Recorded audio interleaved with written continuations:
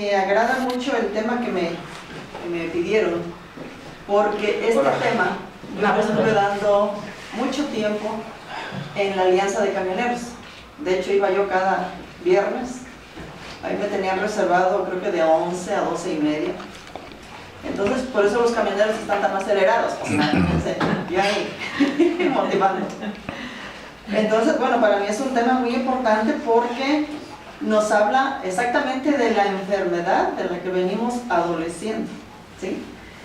Y vamos a ver cuáles son las causas, porque la enfermedad, podemos decir, es la neurosis, pero la neurosis abarca muchas facetas. Sabemos que no nomás la persona iracunda, agresiva, es una neurótica, ¿no?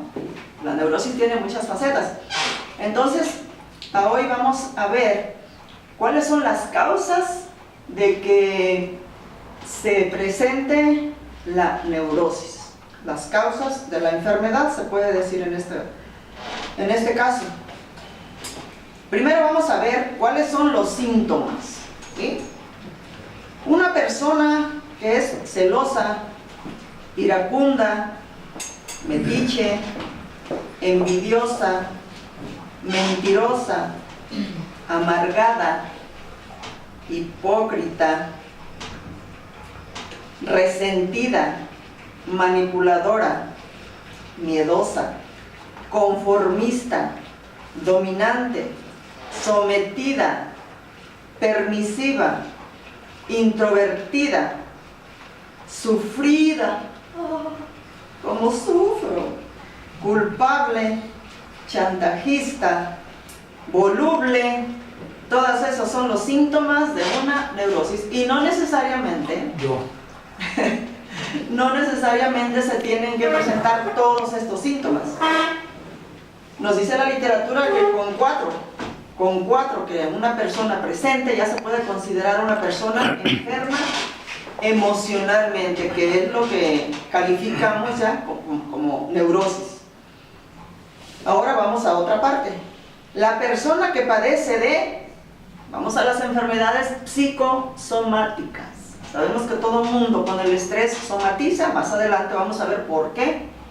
Pero bueno, las enfermedades psicosomáticas que padece la persona es colitis, gastritis, insomnio, dolor de cabeza, fibromialgia, asma, vómitos, reflujo, anorexia, bulimia, tos, gripa, diarrea, estreñimiento, parálisis facial, embolia, ataques de angustia, depresión, vitiligo, mareos, cansancio emocional, hipocondria, esquizofrenia, paranoia, diabetes, cáncer, infarto, leucemia.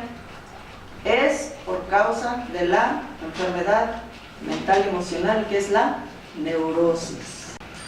La persona que se fuga en el cigarro, en el alcohol, en las drogas, en las compras, comprar compulsivamente, en la comida, comer y comer y comer, en el internet, que siempre está metido ya en la actualidad en el internet, que abusa de los medicamentos, que también depende mucho del celular, y del sexo, es una persona neurótica. Ustedes me pueden decir en este caso, ¿qué tiene que ver el sexo? Puede, por ejemplo, los hombres pensar, ah, chingado, entonces, ¿es pecado tener sexo? ¿Es pecado ser una persona sexual? No, no es pecado, porque de hecho el pecado no existe. El pecado se mide según la intención, no la acción. Ahora, repito, la sexualidad o el tener relaciones sexuales no es malo. Lo malo es cuando se abusa. Y voy a poner un ejemplo para ser más explícita. Cuando una persona, hombre o mujer, empieza a llegar a la adolescencia, empieza a disparar la libido. ¿Qué es la libido? La libido es la energía sexual. Cuando la libido se empieza a presentar, los hombres tienen sueños húmedos y las mujeres nos ponemos así medias jacarandosas, ¿verdad? Entonces es normal que los jóvenes se masturben. Es normal. ¿Por qué? Porque si la libido es una energía, y la energía tiene que salir por alguna parte, entonces sale en una masturbación. Entonces es más que necesario, es sano, porque si los jóvenes no hicieran eso, entonces sí andarían peor de confundidos.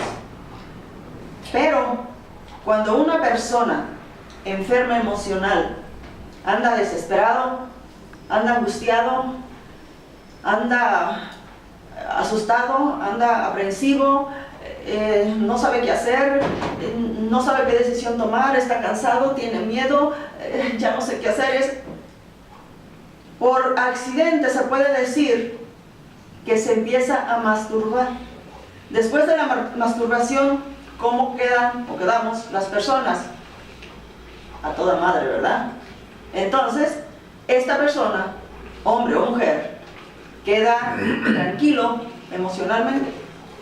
Pero como la causa por la cual esta persona andaba angustiado, desesperado, iracundo, molesto, estresado, sigue vigente. Entonces, este hombre o mujer va a empezar, cada vez que se sienta en ese plan de nerviosismo, de agitación, se va a masturbar otra vez. ¿Por qué? Porque ya sabe que después de eso queda tranquilo. Entonces se le va a hacer un hábito continuo. La causa sigue vigente, él se sigue estresando mucho, sigue desesperado, sigue molesto, y se vuelve a masturbar, y se vuelve a masturbar. Al principio fue un desahogo, una satisfacción. Después, y tal vez se disfrutó, después ya va a ser una necesidad. Ya no lo va a disfrutar, ya no lo va a planear, ya simplemente lo va a llevar a cabo para sentirse tranquilo. Entonces a eso es a lo que yo me refiero al decir que también el sexo es parte de la enfermedad mental y emocional. Todos estos síntomas, padecimientos y abusos solo son efectos, pero hay que ver las causas, porque todo efecto, sabemos, tiene una causa. Desgraciadamente siempre se atiende nada más el efecto. Si una persona tiene gastritis, va con el gastroenterólogo, le da medicina, le cura la gastritis, pero la causa por la cual se le presentó la gastritis, ahí sigue vigente. Entonces esa persona se cura el gastritis, pero como sigue con ese estrés y esa desesperación, entonces su organismo va a empezar a tronar por otro lado. Va a empezar dolores de cabeza, le dice, híjole, la semana pasada tenía gastritis y ahora un dolor de cabeza, pues pastillas para el dolor de cabeza. Y luego resulta que le viene insomnio. ¿Y ahora qué tengo? No puedo dormir. Va con el psiquiatra, le recetan sus pastillas para dormir, duerme tranquilamente, pero luego le viene una depresión, o le viene ataque de angustia, o le viene una gripa fuerte. Entonces lo único que está haciendo es atendiendo el efecto, pero la causa le sigue causando, valga la redundancia, estragos. Ahora vamos a ver dónde viene la neurosis.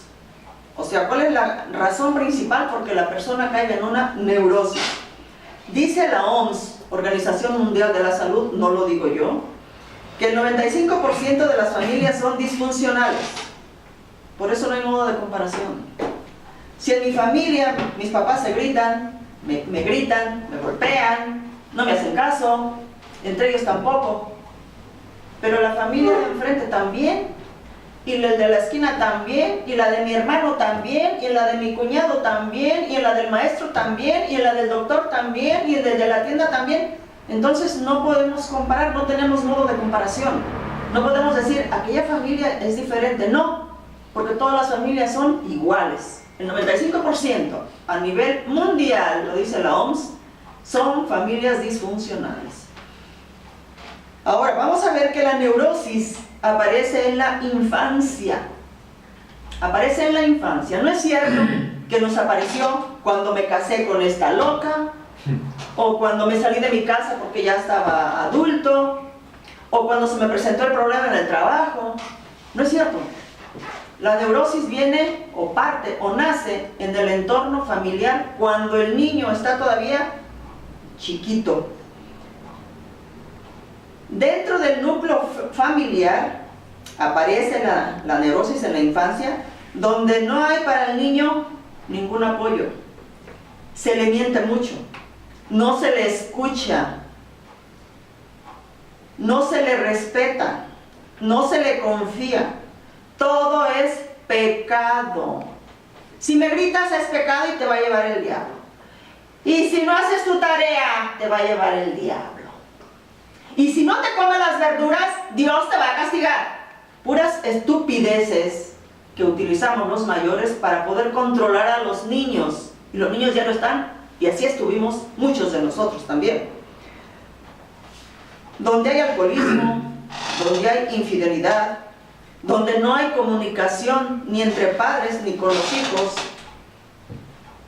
donde los niños sirven de referees.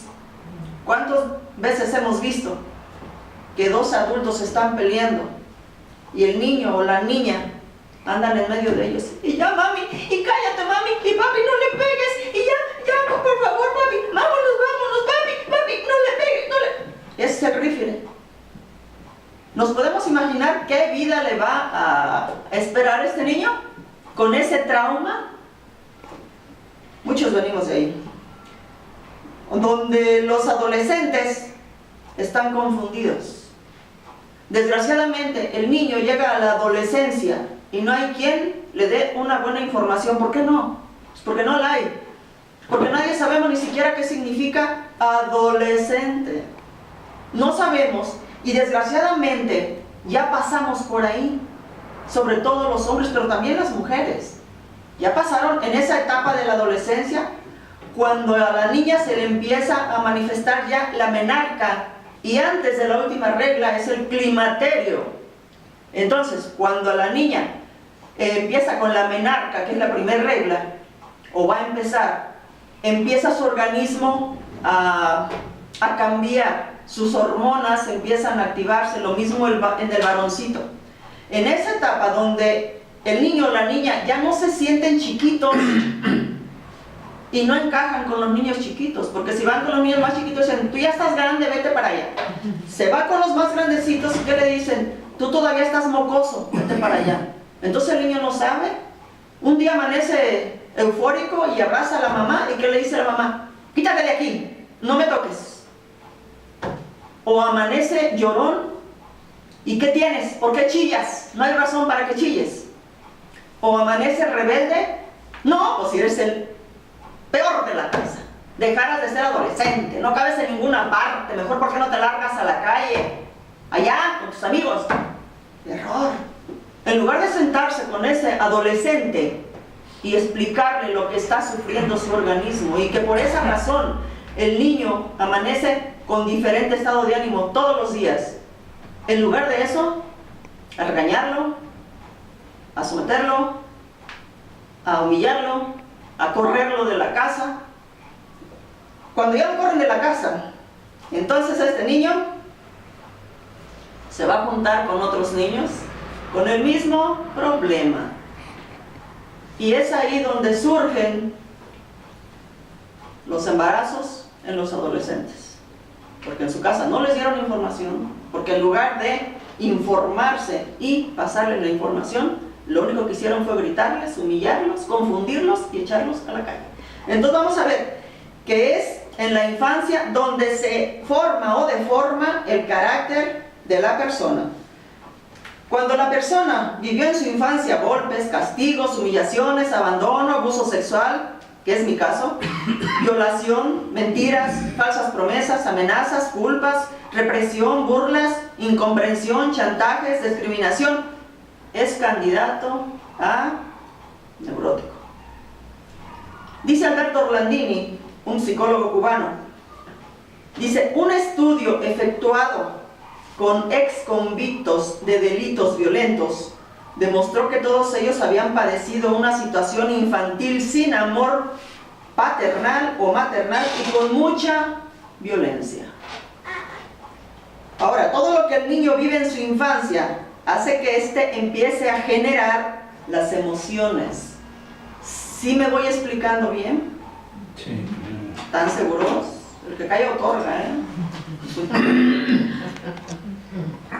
Repito, todo lo que el niño vive en su infancia hace que éste empiece a generar celos, envidia, ira, resentimiento, apatía, odio, miedo, culpas, soledad, traumas, angustias, complejos, baja autoestima, inseguridad y mucha confusión.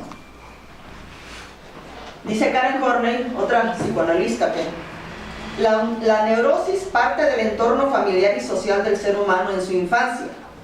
Es un trastorno psíquico producido por temores en la niñez.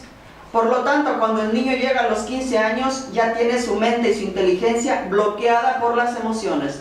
Ya no razona, únicamente reacciona. Y reacciona a estímulos. Si se le trata con cariño, ¿qué pasa con las niñas adolescentes?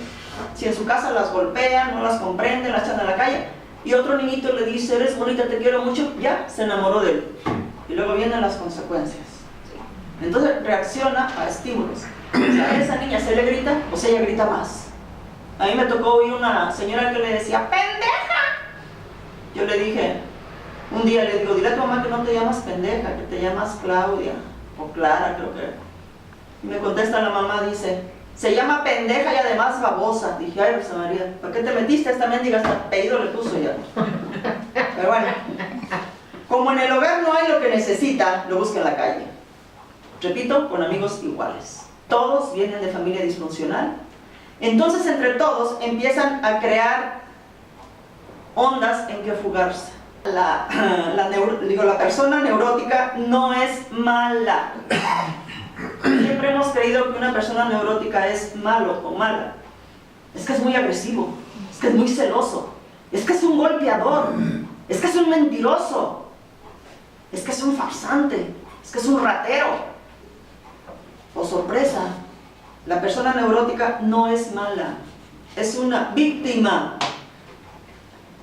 El cirujano neurólogo y antropólogo francés Paul Broca escribió, dice, los científicos creían que existía una anomalía en el cerebro de los asesinos. Querían demostrar que el asesino lo creaban en influencias hereditarias. Pero se demostró que es la misma sociedad la que hace a los criminales. O sea, que a la gente a la que maltratamos, acorralamos, humillamos, desarrolla una tendencia antisocial a defenderse.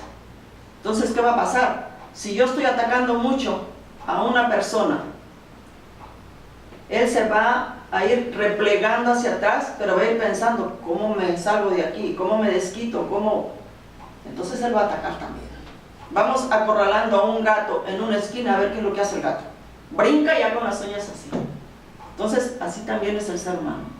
Cuando ya la sociedad lo empieza a etiquetar, es que eres malo, es que eres inservible, es que no tienes conciencia, es que eres un malviviente, es que... Cuando ya lo empezamos a etiquetar, entonces aquella persona trata de defenderse, con toda la razón del mundo. Y en su defensa, ¿qué es lo que va a hacer? Lo mismo que aprendió cuando estaba niño, lo mismo que aprendió de toda la sociedad que lo rodea, toda. Porque ya nos dimos cuenta que desde papá, mamá, hermanos, tíos, abuelos, vecinos, el maestro, el padrecito, el doctor, todos tienen mucho que ver en el crecimiento del niño.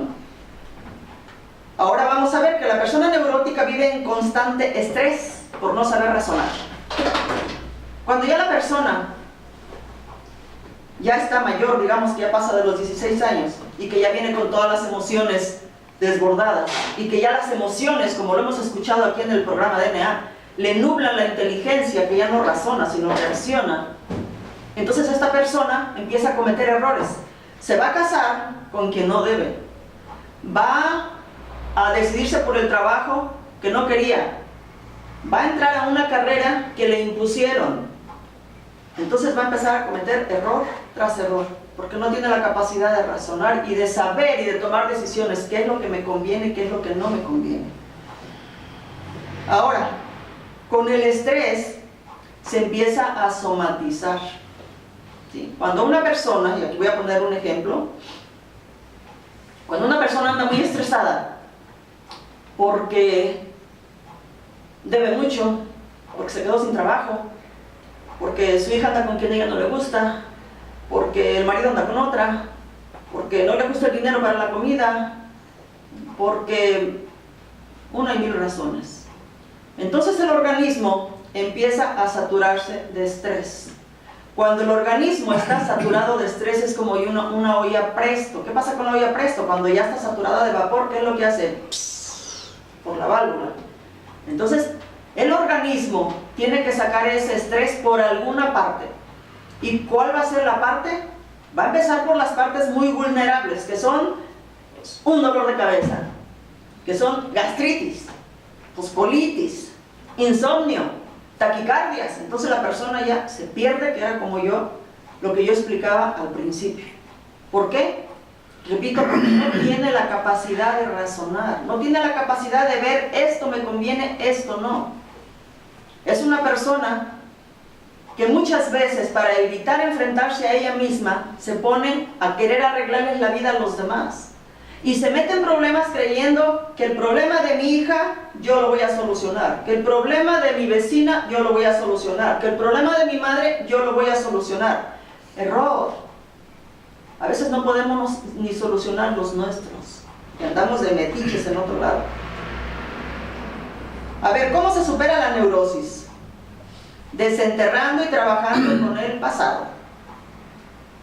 Dice el octavo paso de aquí de NA o de AA más bien, que mientras no se vaya al pasado va a ser muy difícil seguir avanzando. Así que a fuerza se tiene que ir uno al pasado. Primero, con catarsis. Hablar aquí en tribuna todo lo que me molesta. La respuesta a los porqués. ¿Por qué tengo la autoestima baja? ¿Por qué soy celoso?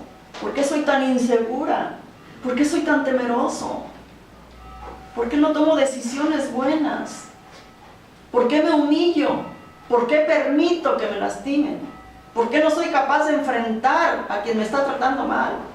¿Por qué sigo arrastrándome para que me den su amistad? ¿Por qué sigo embrollándome, pidiendo prestado, echando mentiras, prometiendo cosas que no voy a cumplir? ¿Por qué? Entonces todos esos porqués van a quedar, ¿se puede decir respondidos? ¿Sí? Cuando yo analice cómo fue mi niñez. Entonces ya sé por qué yo empecé a sentir celos, ya sé por qué mi baja autoestima se fue al suelo, o mi estima. Ya sé por qué. Entonces voy a empezar a trabajar en eso. Mientras la persona no acepta su pasado, está condenada a repetirlo. Y yo lo hice. Yo viví con un alcohólico 24 años. Murió él y a mí se me olvidó todo lo que yo pasé con el alcohólico. Y eso que era de los más tranquilones. ¿Y qué pasó? A los 5 años me vuelvo a casar con otro alcohólico. Digo, a mí se me olvidó los problemas que tuve con ese alcohólico. Borré el pasado. Porque pues ya pasó, pues ya que tiene que ver lo pasado y todas esas bolas de burradas que nos meten en la cabeza y que no nos dan ninguna solución. Dice Winston Churchill, no perdamos nada del pasado porque solo con el pasado se forma el porvenir. Si yo no me conozco, si yo no sé quién soy, porque me dio flojera, apatía, miedo, vergüenza, desenterrar mi pasado y analizarlo, en el cuarto paso, escribirlo, y en el quinto paso, confesárselo al padrino, entonces, yo voy a seguir igual. Mi porvenir va a ser el mismo, mediocre, neurótica, resentida, envidiosa, permisiva. Bueno, como duele mucho aceptar que mis padres me lastimaron, pues los justifico. ¿Cuántas veces hemos oído decir, ay, mi mamacita, mi viejita chula, Yo le sacaba canas verdes. Ay, yo me acuerdo que se desesperaba tanto con lo que yo hacía, que me agarraba de los cabellos y me zarandeaba y me aventaba al suelo y todavía ahí me agarraba patadas. Ay, pobrecita de mi viejita. Eso a mí me crispa todo lo que... Porque la estoy justificando a la vieja. Le estoy diciendo, tenías razón en haberme tratado como un animal. ¿Por qué? ¿Por el hecho de ser la mamá? ¿Nada más por eso? Entonces, nos da por justificar. Conozco a una amiga. Su mamá ya murió, afortunadamente. Y el otro día me estaba platicando. Cuando la mamá estuvo muy enferma, la atendió, la cuidó, se la trajo, la llevó con el especialista, y le ayudó a bien morir y todo. Dice, pero, dice, cuando yo estaba chiquilla, dice, a los 18 años, dice, un día me gritó, eres una puta, ¿por qué no te largas de la casa, putear allá afuera, cabrona? Le digo, ¿y así le sigues llamando mi mamacita chula? Ay, Rosa María, pero ya se murió. Ay, pues con mayor razón, habla de eso. Ya no le haces nada a la vieja loca, pero sácalo, háblalo. Y ahora cada que me la menciona le digo, la que te dijo que eres una puta y que te fueras a putear a la casa. Ay, Rosa, es que lo tienes que aceptar, te hizo mucho mal. Y de todo ese mal que te hizo, son las consecuencias que vives ahora. Porque por todo eso que viviste, es como actúas ahora. Y mientras no lo enfrentes, mientras no aceptes que tu madre fue una chucha, no vas a poder trabajar con eso. Y repito, la mamá o el papá o los hermanos grandes o los tíos, padrinos, el padre, el doctorcito, el maestro, no se van a dar cuenta. No vamos a ir a reclamar, nos vamos a ser responsables de nosotros. Pero tenemos que aceptar, sí, nos chingaron la existencia. Como en la infancia me agredieron, pues aprendí a agredirme. Como en la infancia me dijeron, estás pendeja, no sirves para nada, eres una bruta, pues yo también para todo voy a decir, ay, es que estoy tan pendeja, ay, es que soy bien bruta, ay, la verdad es que no sirvo para nada. O sea, me etiquetaron de niña, me etiquetaron de niño. Eres un bruto, mejor no hubieras nacido, ¿para qué te tuve? Di la vida por ti, mira cómo me pagas, fíjate lo majadero que eres. ¿Sí? ¿Y quién empezó primero? ¿Quién empezó primero a agredir al niño y al adolescente? Repito, en el entorno familiar. Yo no fui culpable, nos dice la literatura de NEAM, pero hoy me tengo que hacer responsable de mí. Y todos hemos escuchado aquí el ejemplo del hombre que va con su carro por la carretera y se le poncha una llanta con una tabla que tenía ahí un clavo. Entonces se baja del carro y ve la tabla con el clavo y dice, ¿quién hijos de la fregada dejó esta tabla aquí con este clavo que me emponchó en la llanta? Voy a ir a todas esas casas a preguntar. Pero no se pone a pensar, se me va a ir la vida en eso, son muchas casas. A lo mejor la persona ya no vive aquí, la que dejó la tabla con el clavo. A lo mejor ya se murió, a lo mejor ni se acuerda, a lo mejor ni se dio cuenta de que se le cayó la tabla con el clavo. ¿Qué es lo que tengo que hacer? Tiro la tabla, arreglo mi llanta, la parcho, no sé cómo se diga, y sigo mi camino. Eso es lo que tenemos que hacer los neuróticos. Nadie puede ayudar al neurótico, porque solo él sabe lo que trae. Y aquí yo hago mucho énfasis en decir, ni siquiera Dios puede ayudar a un neurótico. Únicamente lo ayuda si le corta la cabeza, para que esa persona ya no se siga acordando de lo que le pasó en la niñez. Y Dios no va a hacer eso. Y la persona que trae todos los problemas desde la infancia es la única que se va a poder ayudar. ¿Cómo? Aquí tenemos el problema de Nero. Pero en primer lugar, haciéndose responsable de ella. Porque nadie, aquí no hay milagros, aquí hay soluciones. Es lo que tenemos aquí. Muchos buscan ayuda para otros, y yo era muy amante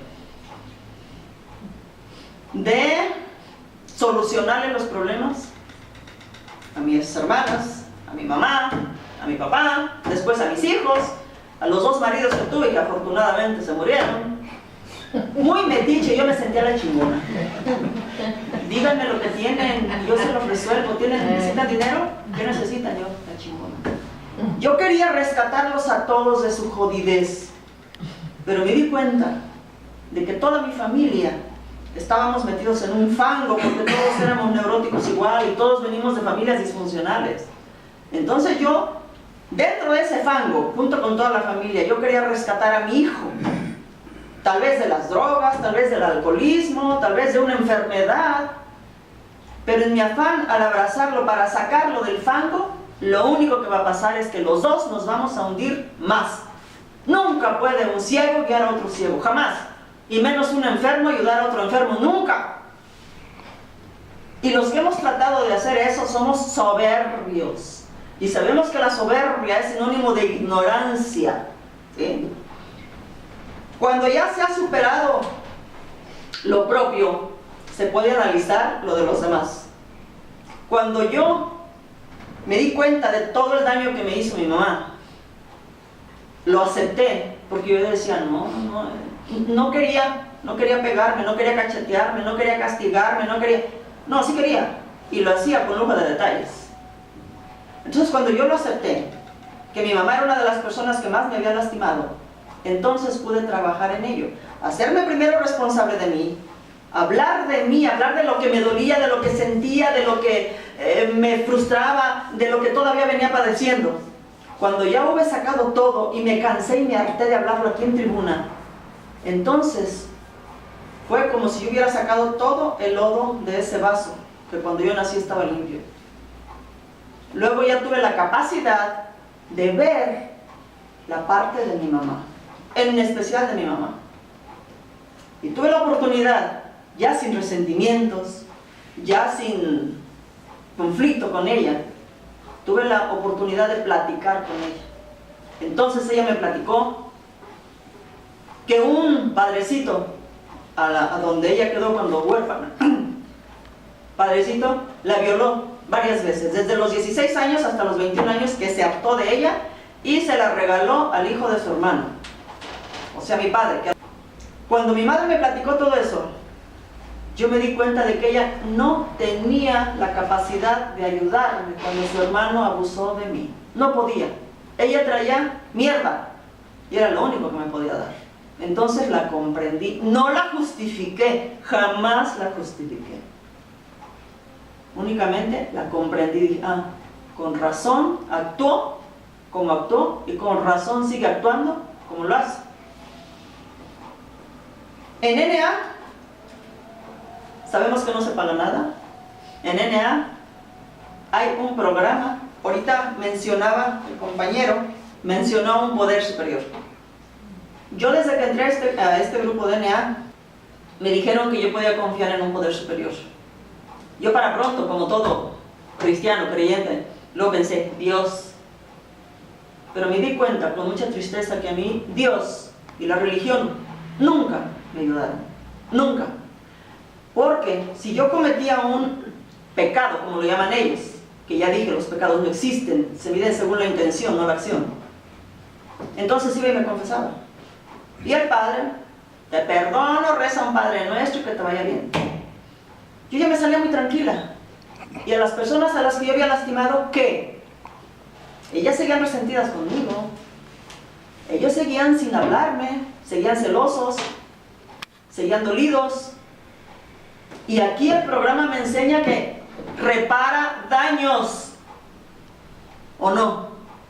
Aquí el programa nos dice, no te hagas güey, ve y repara daños, ofrece disculpas, pide perdón a los que ofendiste. Eso es más valioso que ir a hacer una entrada de rodillas, a vestirme de monjita, a darme golpes o de pecho. Eso no sirve absolutamente para nada. Se puede matizar la conciencia, pero las personas que lastimé, repito, esas siguen mal. Ahora, cuando me dijeron aquí que creyera yo o que me apoyara en un poder superior, como lo dicen primero, tercero, segundo paso, cuarto, entonces yo me di cuenta que aquí el poder superior, yo iba a dejar afuera dioses y santos y vírgenes y toda esa caterva, yo los iba a dejar fuera. A mí no me sirvieron para nada. Yo me di cuenta que aquí el poder superior era el programa de Neuróticos Anónimos. 12 pasos, 12 tradiciones, etiología, leyes, conceptos. Todo eso me ayudaba. ¿Por qué? Porque el programa de NA me llevaba de la mano. Primero, a que aceptara que necesitaba ayuda.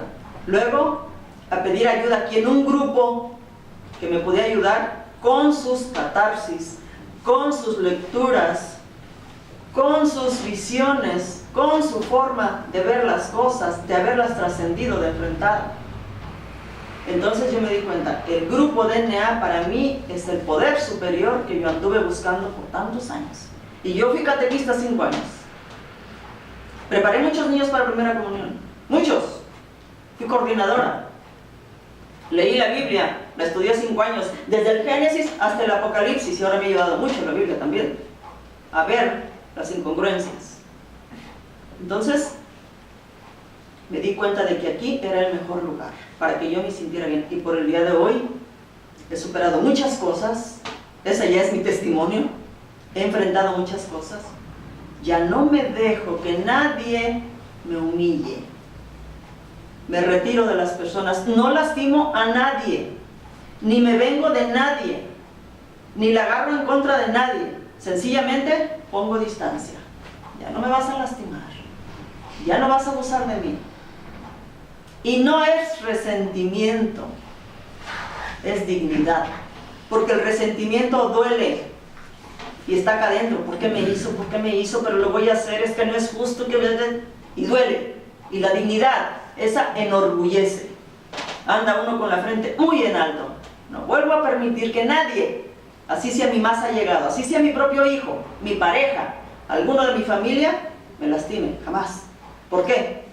Porque ya me amo, me respeto, me valoro, me escucho. Precisamente por eso. Creo que por mí es todo lo que les puedo compartir. Espero que de alguna manera nos ayude a todos, que para eso estamos aquí. Y muchas gracias por su invitación.